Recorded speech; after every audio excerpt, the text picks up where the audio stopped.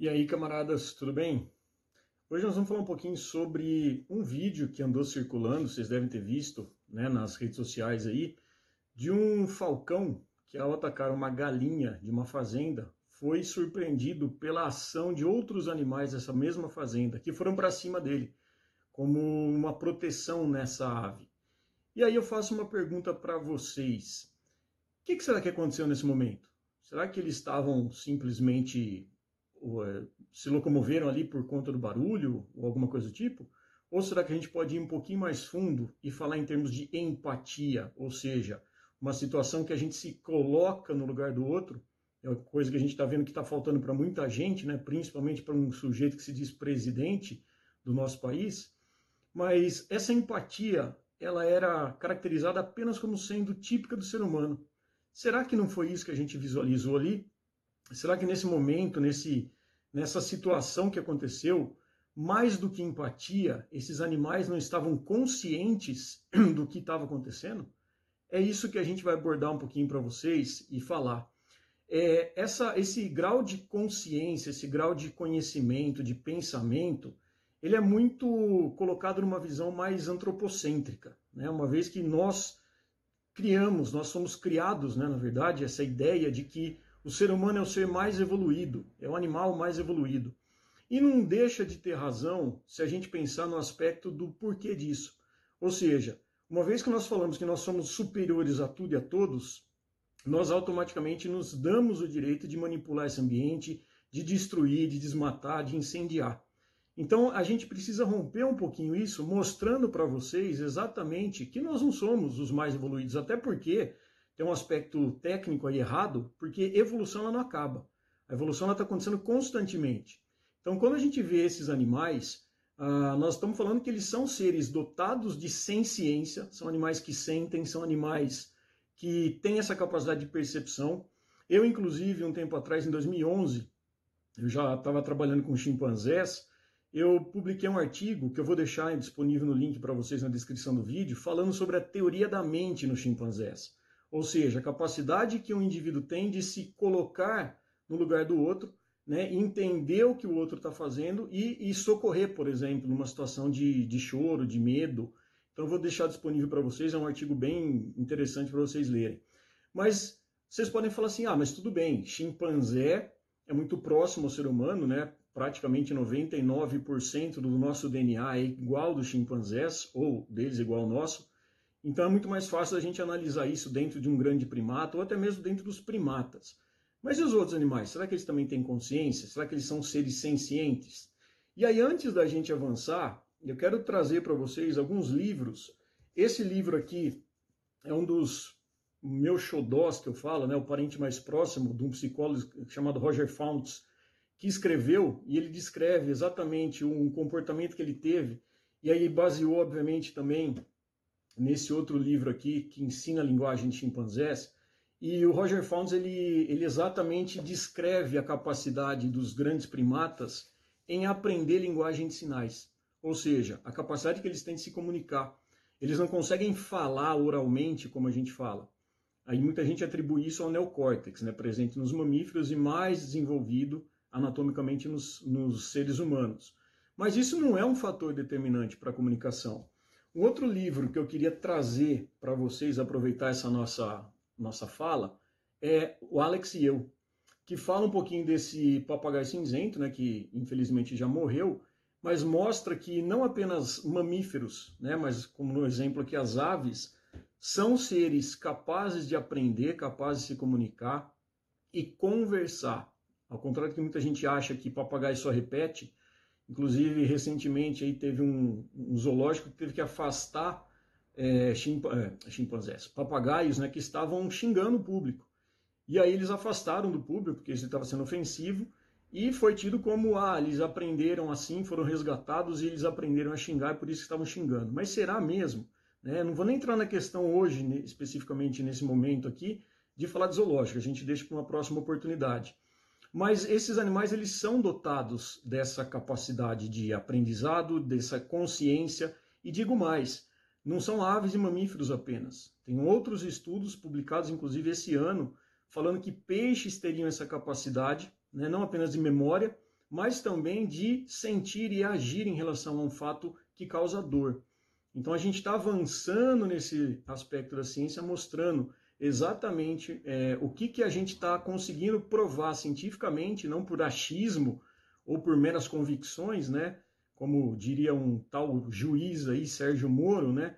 A gente está falando em evidências, nós estamos falando em fatos comprovados, né? E mais importante ainda, cientificamente.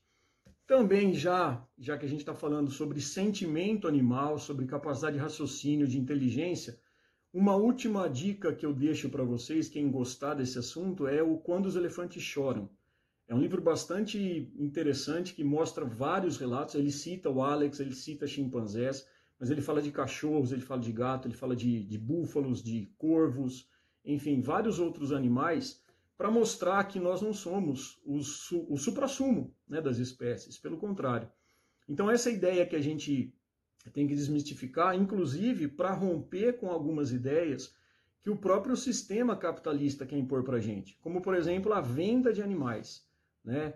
Eu acho que todo mundo deve conhecer, se alguns de vocês também tiverem, não se sintam ofendidos, até porque às vezes pela ignorância a gente acaba entrando nessa onda do consumo, mas animais não são mercadorias. Animais, eles têm sentimentos, eles têm consciência, eles sentem dor. Quando eles são separados das suas famílias, eles têm esse afeto, né, rompido.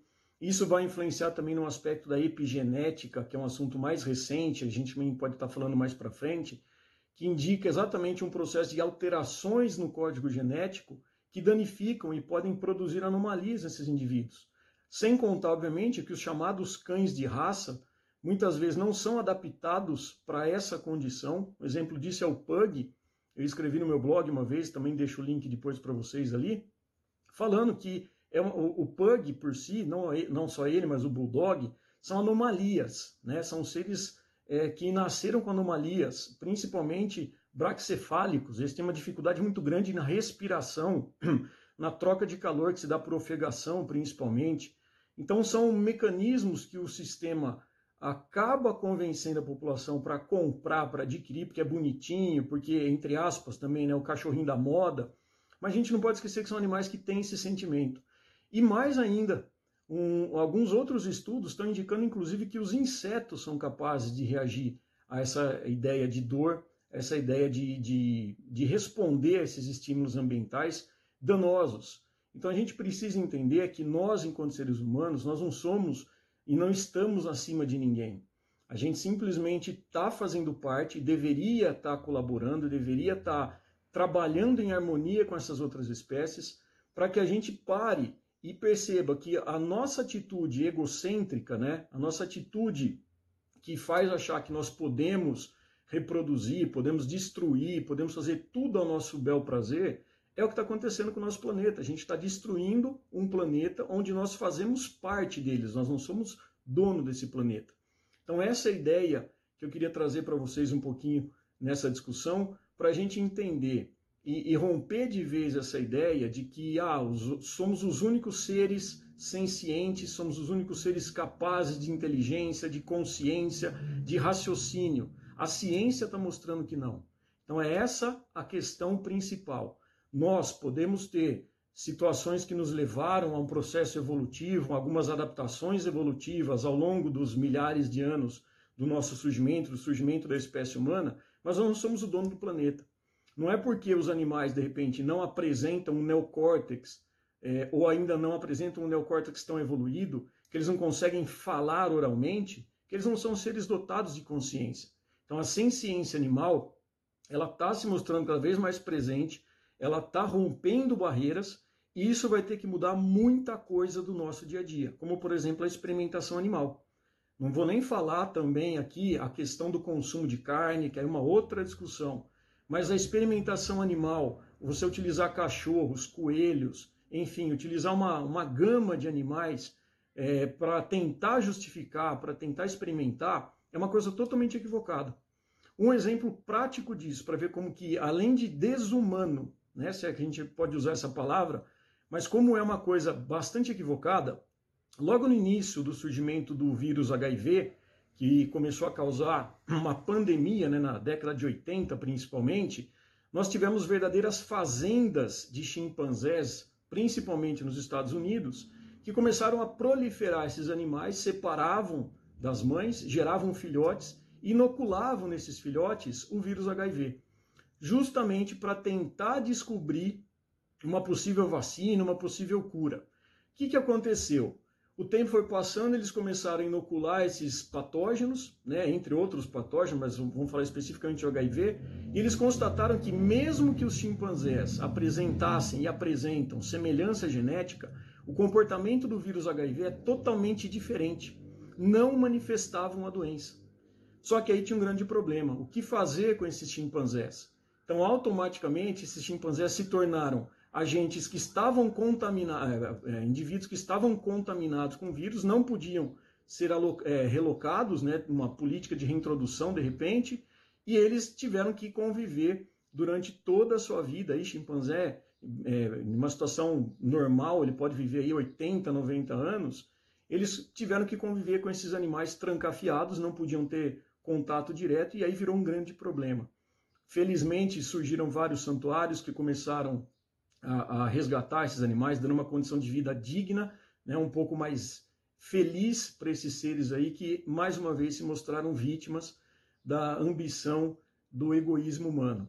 Então é isso que eu quero trazer para vocês, para a gente refletir. São vários estudos, vocês podem fazer buscas aí em artigos científicos mostrando, cada dia que passa, novas descobertas estão mostrando que os animais são seres sencientes, animais têm inteligência, possuem raciocínio, e não apenas os mais evoluídos anatomicamente, fisiologicamente. A gente está falando desde invertebrados, nós estamos falando aí de crustáceos, nós estamos falando aí de insetos, mas nós também estamos falando desses animais que a gente, por conta do capital, a gente objetifica, né? A gente usa essa ideia do fetiche da mercadoria, né? Como Marx bem define no Capital, falando que existe esse fetichismo, né, a objetificação desses animais. Então é uma maneira da gente mostrar, provar através da ciência que animais não são objetos, animais não são mercadorias, e a gente não pode continuar com esse tipo de exploração. Eles são seres sencientes, são seres dotados de sentimentos, eles precisam do nosso cuidado, precisam da nossa atenção, e nós, enquanto seres dotados dessa empatia, fazemos esse apelo a vocês, tá bom?